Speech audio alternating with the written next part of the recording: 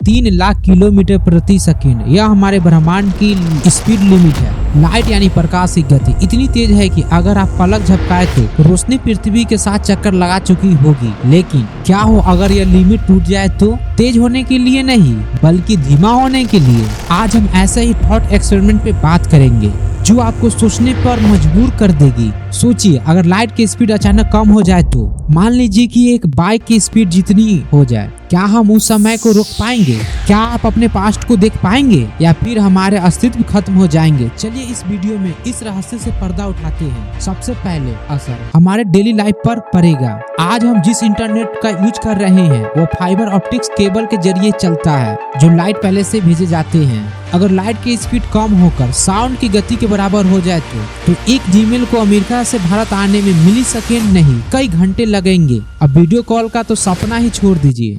लेकिन इससे भी बड़ी समस्या होगी जीपीएस का। आपका गूगल मैप सैटेलाइट से सिग्नल लेता है जो लाइट की स्पीड से चलता है। अगर लाइट स्लो हो जाए तो मोबाइल और सैटेलाइट के बीच का तालमेल बिगड़ जाएगा। मैप आपको दिखाई देगी आप दिल्ली में हैं जबकि आप शायद मुंबई पहुंच चुके होंगे। दुनिया का पूरा नेविगेशन सिस्टम क्रैश हो जाएगा। अब आते हैं सबसे दिलचस्प रहस्य पर। अगर आप एक ऐसे दुनिया में हैं जहां लाइट की स्पीड 50 किलोमीटर प्रति घंटा है तो नजारा बहुत ही अजीब होगा। आपने सुना होगा जब ट्रेन पास आती है तो उसकी आवाज तीखी होती है और दूर जाने पर भारी। यह साउंड का डॉलपर इफेक्ट है। लाइट के साथ भी ऐसा ही होता है, लेकिन अभी लाइट इतनी तेज है कि हमें पता नहीं चलता। लेकिन हमारी स्लो लाइट वाली दुनिया में अगर आप सड़क पर दौड़ते हैं या बाइक चलाते हैं, जो चीज आपके सामने वो ब्लू या बैंगनी दिखाई देगी क्योंकि लाइट की वेव्स दब रही है, और जो चीज पीछे छूट रही है वो रेड दिखाई देगी। इसे हम रेड शिफ्ट और ब्लू शिफ्ट कहते हैं। सोचिए सुबह ऑफिस जाते वक्त दुनिया ब्लू दिखाई दे और शाम के आते वक्त रेड। या किसी डरावनी साइंस फिक्शन जैसा होगा ना? देखो रंग बदलना तो सिर्फ शुरुआत थी, असली खेल तो अब शुरू होगा, यानी टाइम के साथ। अल्बर्ट आइंस्टीन की स्पेशल रिलेटिव थ्योरी कहती है आप लाइट के स्पीड जितना करीब पहुंचेंगे समय उतना ही धीमा होगा।